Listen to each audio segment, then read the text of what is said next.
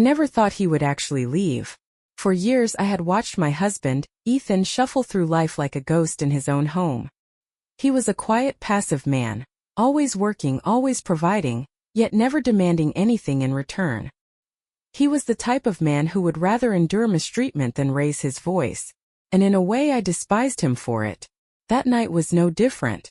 We sat at the dinner table, my daughter, Amber, and I, enjoying the meal Ethan had brought home. He always did the grocery shopping, always made sure we had the best cuts of meat, the freshest vegetables. Not that it mattered. He was just there like a fixture in the house, like a chair or a lamp. Something you don't notice unless it's missing. Amber had been complaining about school, about how some of the kids looked down on her for not having the latest phone. "It's embarrassing," she had said, stabbing her fork into her plate with irritation. "Everyone else has the new one. I look poor with this old thing." I chuckled. "Maybe you should ask your father. He loves playing the provider." Ethan didn't say a word. He just sat there, eating his food in silence as if he hadn't heard us. Amber smirked, catching on to my mood. "Honestly, Mom, even homeless people have more worth than him." I laughed, really laughed, at the way she said it, the disdain dripping from her voice. And for the first time in a long time we were connected, my daughter and I. United in our shared frustration over the man who had spent years bowing at our feet, who had made it so easy to take him for granted. Ethan said nothing. He didn't argue. He didn't get angry. He simply got up, placed his fork neatly on his plate, and walked away. At first I thought he had gone to bed early. It wouldn't have been the first time. But when I went upstairs later that night, expecting to see his usual slumped figure sitting at the edge of the bed, I found the room empty. His closet doors were open, the hangers bare.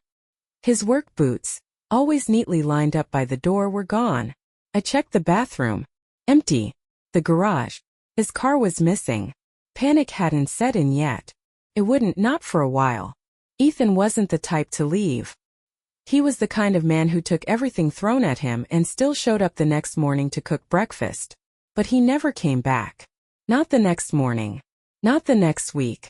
A month passed, and I started to regret everything. At first I didn't think much of it. Ethan had left before, always for a few hours, sometimes for a night. Whenever we fought, whenever I pushed him too far with my sharp tongue and Amber's endless complaints, he would go for a long drive or stay at some motel just to cool off. But he always came back. Always. So when a whole week passed without a single call or text, I still wasn't worried. Not really. If anything, I felt relieved. The house was quieter, the air lighter without his presence dragging us down. No more seeing his tired, defeated face across the dinner table. No more pitiful attempts to make conversation when Amber and I clearly weren't interested. It was peaceful. But then reality started creeping in. The first time I really noticed he was gone was when I went to fill up my gas tank and realized I had no money. It had always been Ethan's job to handle the bills, the groceries, the expenses. I never had to think about it. If I needed something, I just swiped my card, and the money was there. That's what a provider does, right? He works, he pays, he provides, and the rest of us live. But when I pulled up to the gas station, the pump denied my card. Insufficient funds. I scoffed at the screen, assuming there had been some mistake. Maybe the bank was having issues, maybe Ethan had moved money around without telling me. Typical of him. Always so secretive, always so bitter about the way I spent money, like he didn't work for this family, like it wasn't his job to take care of us. I used my emergency credit card instead, making a mental note to yell at him about it later, when he finally came home. Except he never did. 2 weeks passed. Then 3. And the cracks started to show. The electricity bill came first, followed by the water bill, then the rent. Each envelope was like a slap to the face. A reminder of how little I actually knew about running this household. Ethan had always handled it. Ethan had always paid for it. And now Ethan was gone. I tried calling his phone straight to voicemail. I messaged him on social media, no response. I even reached out to a few of his coworkers, playing the worried wife, asking if they had seen him. Nothing. It was like he had simply vanished, leaving me and Amber behind to figure it out on our own. First I thought it was a game. Maybe he was trying to teach me a lesson to make me appreciate him more. Maybe he was waiting for me to break down and beg him to come back, to apologize for all the years of neglect and mockery. But I wasn't going to give him that satisfaction. I had always prided myself on my independence, on the fact that I could live without him if I really wanted to. Maybe this was the push I needed, the chance to prove to myself that I didn't need Ethan to survive. I just had to figure out the money situation first. I searched our home office for any financial records, anything that could tell me where our money was kept. But all I found were empty folders, the drawers stripped bare. The bank accounts were frozen. He had either shut them down or removed my access completely. Panic finally set in when Amber came home from school one afternoon, throwing her backpack onto the couch with an annoyed huff. "They called me to the office today," she grumbled, crossing her arms. "They said tuition hasn't been paid. If we don't pay by the end of the month, I can't go back after winter break." My blood ran cold. Amber's private school tuition had always been covered. I never thought about it, never worried about how expensive it was because Ethan handled it. Now there was no Ethan. No income. No savings. And suddenly it wasn't so peaceful anymore. I had laughed at him, mocked him, watched my daughter call him worthless and done nothing to stop it. And now I was the one sitting in the silence he left behind, realizing just how much that worthless man had been holding everything together. By the time a full month had passed, the panic I had been trying so hard to ignore settled deep into my bones. Ethan wasn't coming back. At first, I had convinced myself this was some kind of temporary stunt, a punishment for the way Amber and I had treated him.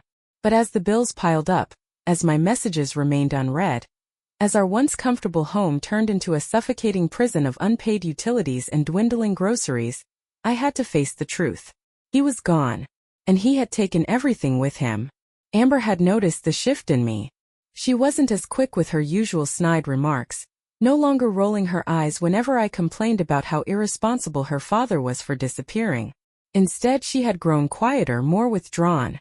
She spent more time in her room, probably hoping I would be the one to figure things out. But I couldn't figure things out.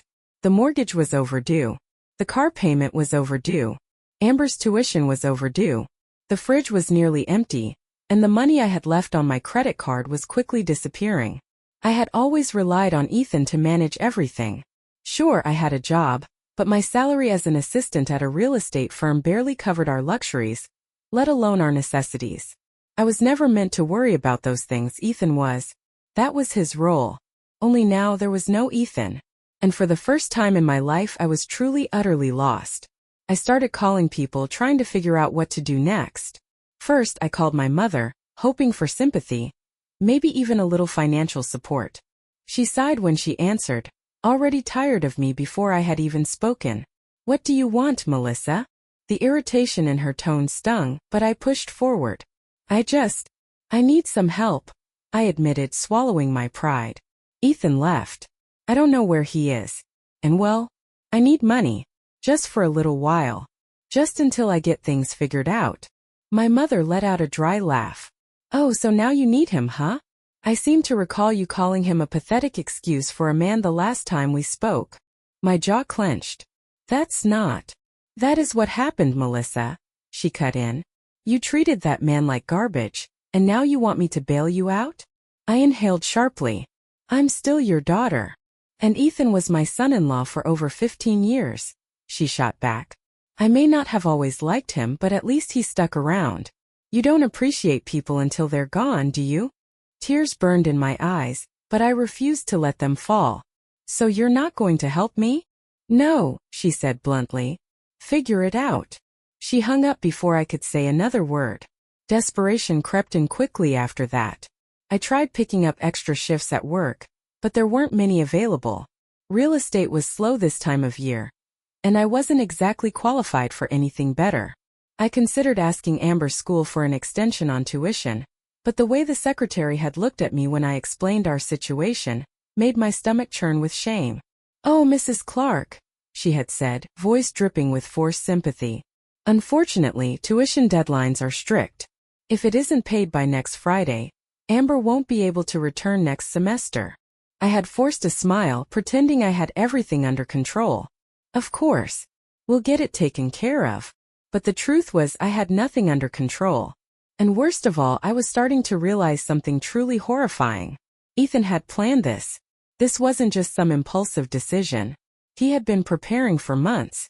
I went through every drawer in the house trying to find anything he had left behind that could give me a clue as to where he was. But he hadn't left behind a single scrap of financial information. He had shut down our joint accounts. He had emptied our savings.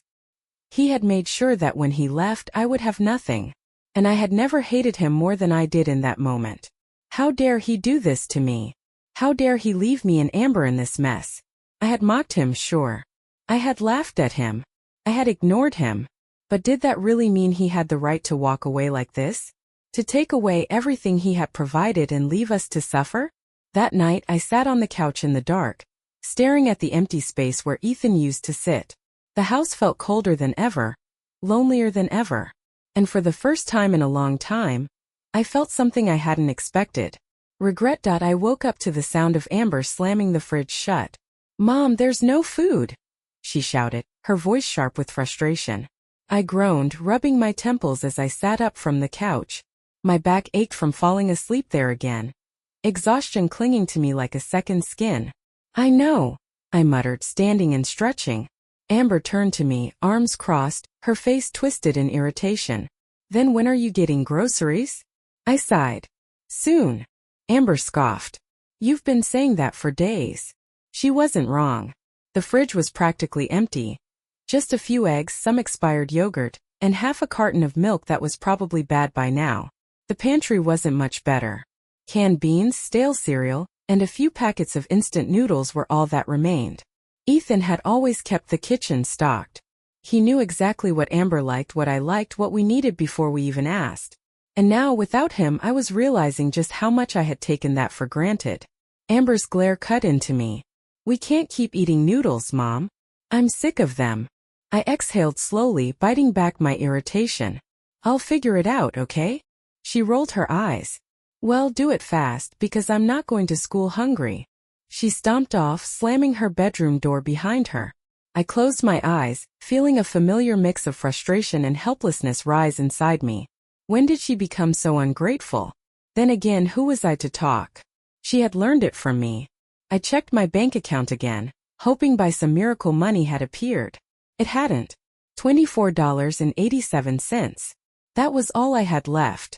Enough for a few groceries maybe, but nowhere near enough for the mortgage, car payment, or Amber's tuition. I needed a plan. I needed money. I spent the morning making calls, trying to find some way out of this mess. I called the bank hoping for a loan. Declined. I called my job asking for an advance on my next paycheck. Denied. I even called Amber's school, practically begging for an extension. The secretary, sounding exasperated, repeated what she had told me before. No payment, no school. Every door slammed in my face.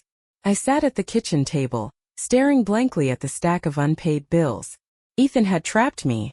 I had always mocked him for his silence, for the way he let me walk all over him. But I never realized that while he was letting me think I was in control, he was quietly making sure I wasn't. He had built our life. He had controlled it.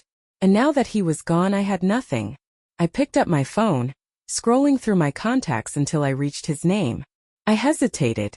I had called him dozens of times already, left messages that ranged from demanding to pleading. He had ignored every single one. But this time I didn't call to yell.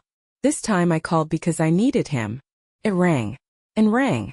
And then, voicemail. I swallowed the lump in my throat, gripping the phone tightly. "Ethan, please," I said, my voice cracking. "I know you hate me right now. I know I haven't been the best wife. But Amber, she needs you. We need you." Silence. I exhaled shakily. "I don't know where you are, but just call me back, okay?" I hung up, staring at the phone like it would suddenly bring him back. Nothing. I had never felt so alone. That night, Amber refused to eat the instant noodles I made. "I'm not eating this crap," she snapped, pushing the bowl away. I clenched my jaw. "Then starve." Amber glared at me. "Why don't you just call Dad?" My stomach twisted. "I did." She crossed her arms. "Then where is he?" I had no answer for that. Her expression hardened. "Maybe if you hadn't treated him like garbage, he wouldn't have left." I sucked in a sharp breath. "Amber." "No," she snapped. "You did this. You made him feel worthless." And now we have nothing because of you. The words cut deeper than I expected. She stormed off to her room, slamming the door behind her. I sat at the table, staring at the untouched bowl of noodles. My own daughter hated me. And deep down I knew she was right. The next morning, Amber barely looked at me as she grabbed her school bag and stormed out the front door. No goodbye, no love you, nothing. Just the sharp sound of her footsteps against the pavement. I watched her go, feeling the weight of her words from the night before still pressing down on me. Maybe if you hadn't treated him like garbage, he wouldn't have left. I hated that she had said it. I hated even more that it was true. The house was eerily silent once she was gone. Just me and the reality I had created. The pile of unopened bills sat on the table, demanding attention, but I ignored them. I couldn't face them, not yet. Instead, I grabbed my phone, staring at Ethan's name in my call history. No response. No text back. No sign that he even cared whether we were struggling or not. My stomach twisted. Did he really hate me that much? Desperation makes you do things you never thought you would. By noon, I was sitting in my car, parked outside my friend Julie's house. Julie had always been the type to flaunt her money. Designer bags, expensive vacations, jewelry that was more about status than beauty. She had married rich, and she never let anyone forget it. I had mocked her for years, rolling my eyes whenever she bragged about her perfect life, and condescendingly suggested that maybe Ethan should be working harder to provide more. And yet there I was. I rang the doorbell, swallowing my pride. Julie opened the door, dressed in expensive loungewear, her blonde hair styled to perfection even though I knew she had nowhere important to be. "Melissa," she chirped, stepping back to let me in. "God, it's been forever. I was actually wondering when you'd crawl out of your hole." I forced a tight smile. "Yeah, sorry. Been busy." Julie led me into her pristine, perfectly decorated kitchen. She poured herself a glass of white wine. It was barely past noon, and leaned against the counter, giving me a knowing smirk. "So," she said, "what brings you here? Need some gossip? Or?" She tilted her head. "You need something, don't you?" I stiffened. "I was just wondering if you had some money I could borrow. Just for a little while. Things have been tight." Julie's smirk widened, and I instantly regretted coming. "Ah," she said, swirling her wine. "Ethan really left, huh?" I clenched my jaw. "How do you know about that?" "Oh, sweetie." She let out a pitying laugh. "Everyone knows. Word gets around fast.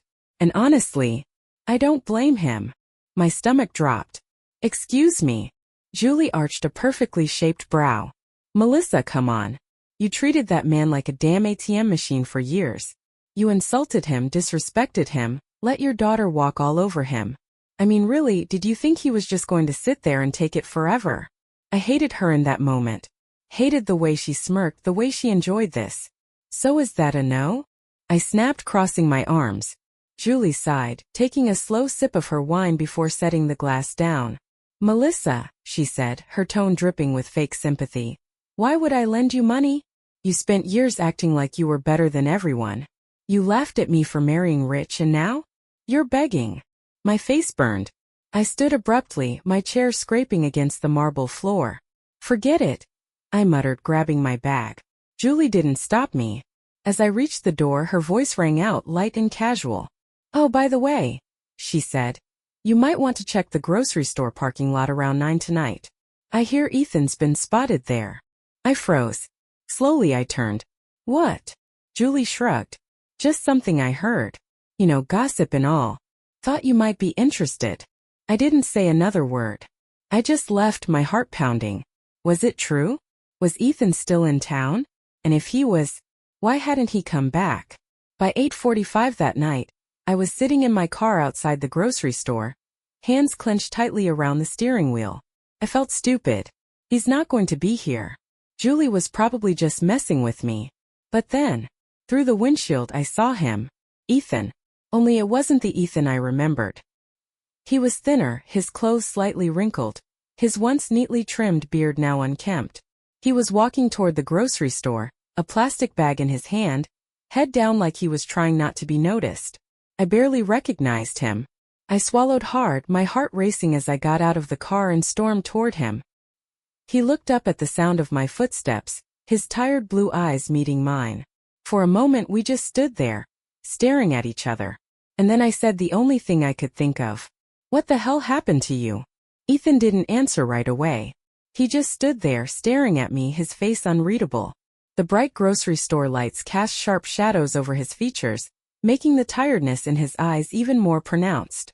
This wasn't the Ethan I remembered. This wasn't the quiet, passive man who used to sit across from me at dinner, absorbing every insult without protest. This man looked hardened, different, like he had nothing left to lose. "Are you just going to stand there?" I snapped, crossing my arms over my chest. My heart was hammering, but I refused to let it show. Ethan let out a small, humorless chuckle. "Didn't expect to see you here," he said finally. His voice was deeper, rougher than I remembered. I scoffed. "Yeah, well, it's not like you left me with many options." His lips pressed into a thin line, but he didn't look guilty. He just looked detached, like I was a stranger. "Where the hell have you been?" I demanded, stepping closer. "Do you have any idea what you've done to me?" "To Amber." At the mention of our daughter, something flickered across his face. But just as quickly it was gone. "She still hates me?" he asked, voice neutral. I clenched my fists. "She's struggling, Ethan. We're struggling. Bills are piling up, her school is threatening to kick her out, and not my problem." His words stopped me cold. I blinked at him, stunned. "Excuse me." Ethan sighed, shifting the plastic bag in his hand. "Melissa, I spent 15 years providing for you. For Amber. For a family that treated me like a joke." His gaze met mine, and for the first time I realized how cold his eyes were. "And you never once appreciated it." I opened my mouth to argue, but nothing came out. Because he wasn't wrong. Still, I refused to just take this. "You left?" I accused, my voice shaking. "You abandoned us." Ethan let out a bitter laugh. "I abandoned you?" He took a step forward, and for the first time in our entire marriage, I felt small in front of him. "You abandoned me a long time ago, Melissa. You just never noticed." I swallowed hard. "So what?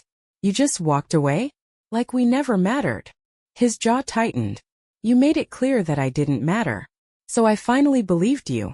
Silence stretched between us, thick and suffocating. I wanted to scream at him. To tell him he was wrong.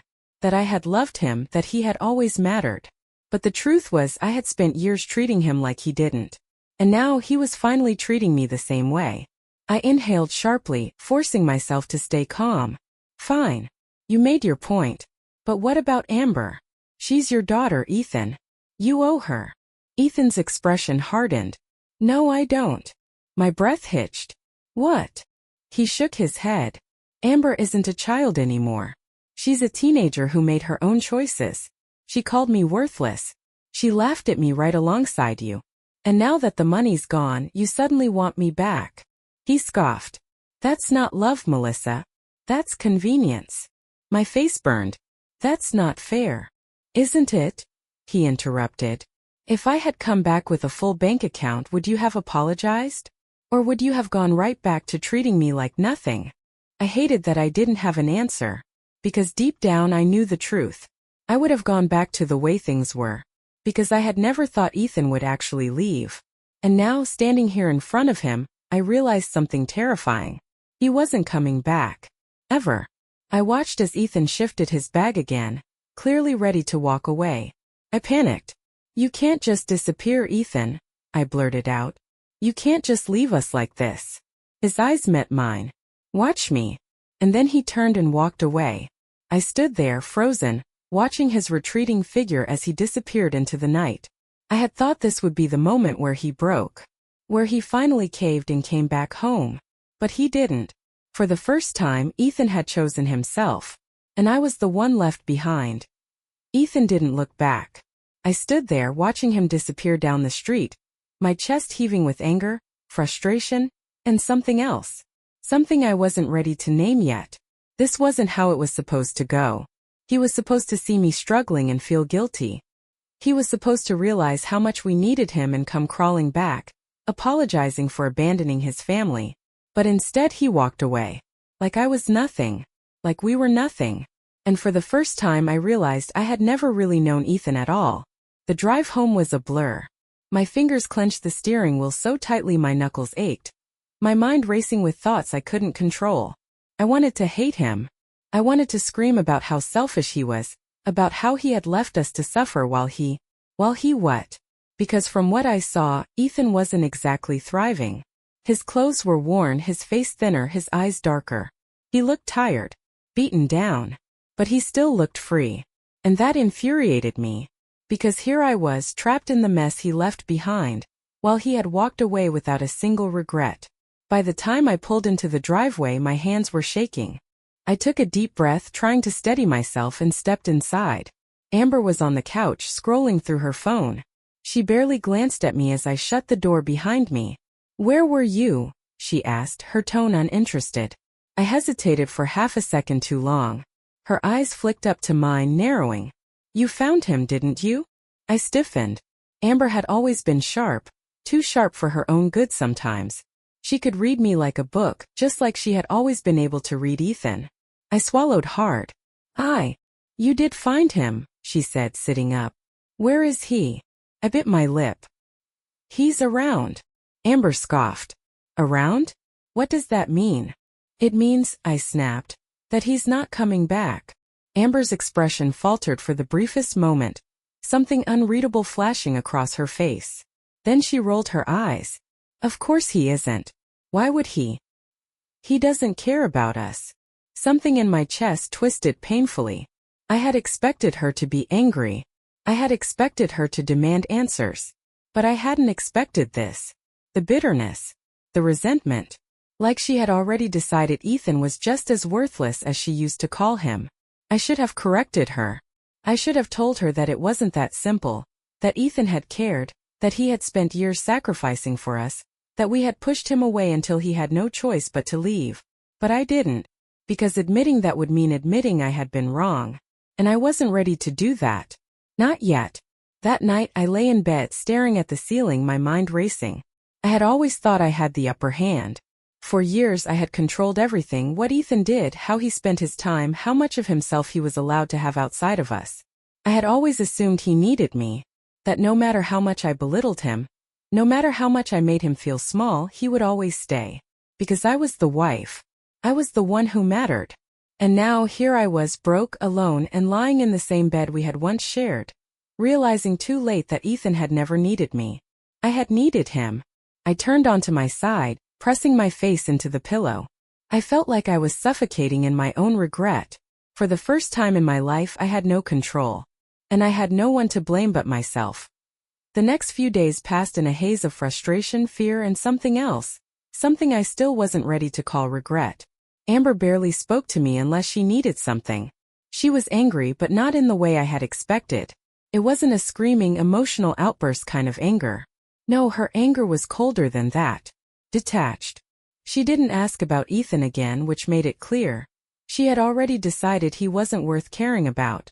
And maybe that hurt more than I wanted to admit. Not because I thought Ethan deserved her sympathy. He had abandoned us after all. But because I remembered how much she used to love him when she was younger. She had been his little girl once. She had clung to his leg, begged him for piggyback rides, made him pinky promise to always protect her. Now she talked about him like he was nothing. And maybe, just maybe, that was my fault. By the end of the week things were worse. I had managed to scrape together just enough money for some groceries, but it wasn't much. A few bags of essentials, the bare minimum to get by. And yet, even as I walked out of the store, my pride took another brutal hit. Because I had spent years looking down on Ethan for his lack of ambition, for his inability to give me the kind of life I thought I deserved. And now here I was, counting every dollar, calculating how long I could stretch a loaf of bread and a carton of eggs. I had mocked Ethan for not being enough. But without him I was nothing. I hated that realization. I hated that it was creeping in, whispering in the back of my mind, making it impossible to ignore. Maybe he hadn't been the problem. Maybe I had been. That night, Amber came into the kitchen, her face twisted in frustration. "I need a new dress for the winter formal," she said. I barely looked up from the bill I was holding, my stomach twisting at the overdue amount. "Amber, we don't have money for that right now." She scoffed. "You're kidding, right?" I sighed, pinching the bridge of my nose. Do I look like I'm kidding? Amber's lip curled in disgust. God, you're useless. The words hit me harder than I expected. Because I had said the same thing to Ethan so many times before. I had thrown that insult at him like a dagger, thinking it would never come back to stab me. And now here I was on the receiving end of it. Amber rolled her eyes, turning to leave. Maybe I should just ask Dad, she muttered under her breath. I stiffened. Don't. She turned back to me, her expression unreadable. Why not? Because he'll say no. Because he doesn't care anymore. Because I can't handle the idea of him proving, once again, that he's stronger without us than we are without him. But I couldn't say any of that. So instead I just shook my head. He's not going to help, Amber. He's done with us. She stared at me for a long moment, then laughed bitterly. No, Mom. He's done with you. And then she walked away, leaving me standing there, feeling smaller than I ever had before. That night I laid in bed, unable to sleep. The weight of everything pressed down on me. The bills, the emptiness of the house, the way Amber looked at me like I was a burden instead of a mother. This wasn't supposed to happen. I was supposed to be the one in control. I was supposed to be the one who called the shots. And yet here I was, a shell of the woman I used to be. A woman who had once thought she had the upper hand. A woman who had laughed while her husband suffered in silence. And now? Now I was the one suffering. And for the first time I understood what I had done. I had broken Ethan. And in doing so, I had broken myself. Amber barely spoke to me the next morning. She grabbed a slice of toast, tossed her bag over her shoulder, and walked out the door without saying a word. I didn't stop her. What could I even say? She was right. Ethan wasn't done with her. He was done with me. And for the first time I had to face the truth. I had spent years pushing him away, chipping at him piece by piece, thinking he would always stay. I had called him weak. I had called him useless. But now I was the one drowning. And there was no one left to save me. That afternoon I sat at the kitchen table staring at my phone. Ethan's name was still in my call log, still in my contacts. It felt surreal, knowing he wasn't just a phone call away anymore. I had always assumed he would be. Even when I laughed at him. Even when Amber insulted him. Even when I treated him like a paycheck instead of a husband. I had assumed he would always be there. Because that's who Ethan was. He stayed. Until he didn't. I exhaled shakily and opened my messages. I stared at the empty text thread, my fingers hovering over the keyboard. What was I even going to say? Come home. I was wrong. I'm sorry. Felt meaningless now. Because it was too late. Because no matter what I said, no matter how much I regretted it, Ethan had already moved on. And I had nothing left. That night, the house felt heavier than usual. Amber was locked in her room, probably texting friends, pretending she wasn't stuck in this miserable mess with me. I sat alone on the couch, staring at the dark TV screen, the silence deafening. I tried to ignore the memories creeping in. The way Ethan used to sit beside me, his presence solid, dependable. The way he used to rub his temples when he was stressed, trying to hold himself together while I tore him apart. The way he used to look at me, really look at me before I became someone he couldn't recognize anymore. I squeezed my eyes shut. I had been so cruel. And for what? Because he wasn't ambitious enough? Because he wasn't flashy, wasn't powerful, wasn't a man other women would envy? Because he was good? I had hated his goodness. I had despised his kindness, mocked his patience, turned his love into something pathetic. And now, without him, I realized he was the strongest person I had ever known. And I had broken him. No, I had broken myself. The sound of my phone vibrating snapped me out of my thoughts. I grabbed it quickly, my heart hammering, only to feel it sink when I saw the name on the screen. Julie. I exhaled sharply and answered. What? Her voice was sickly sweet. Well, aren't you in a mood? I clenched my jaw. I'm not in the mood for whatever this is, Julie. A pause. And then. So, guess who just got himself a new job? I froze. What? Julie giggled. Ethan. You're Ethan. The one you thought would never amount to anything. He's working for my husband now. Turns out, all he needed was to get rid of you to finally become someone. My blood ran cold. He got a job? Julie sighed dramatically. Did you really think he was just going to disappear forever? Poor pitiful Ethan. No, honey. He left you behind and now he's thriving. I couldn't breathe. Ethan had a job. He was building a life. Without me. Without Amber. Without us. Julie's voice was smug. Bet you regret it now, don't you? I clenched the phone so tightly my hand ached. I didn't give her the satisfaction of a response. I just hung up and sat there, alone, realizing for the first time that Ethan had won. I had lost him. Forever. I barely slept that night. Julie's words kept playing in my head, taunting me. Ethan left you behind and now he's thriving. I didn't believe it. I couldn't believe it. For so long I had convinced myself that Ethan was nothing without me, that he was weak, spineless, incapable of surviving on his own. But now he had a job. He was moving on. And I was still here, drowning. Amber was in a mood the next morning. Where's the cereal? She snapped, slamming the cupboard door shut. We ran out, I muttered, rubbing my temples. She scoffed. Of course we did. I was too tired to fight her. Too tired to deal with the disgust in her voice, the disappointment in her eyes. I wasn't her mother anymore. I was just a failure standing in the ruins of my own life. Amber grabbed her bag and stormed out the door without another word.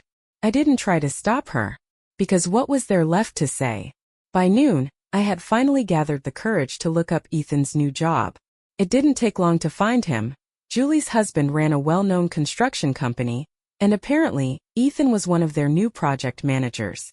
Project manager. The title made my stomach twist. For years I had called Ethan useless, lazy, unmotivated. But now he had a higher-paying job than I did.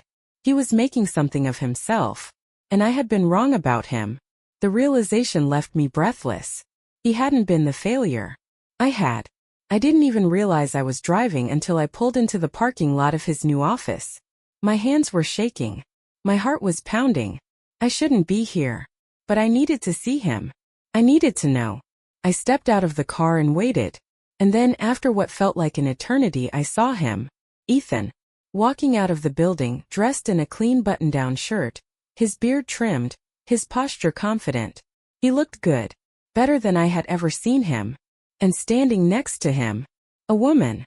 She was laughing at something he said, playfully nudging his arm. And he was smiling back at her.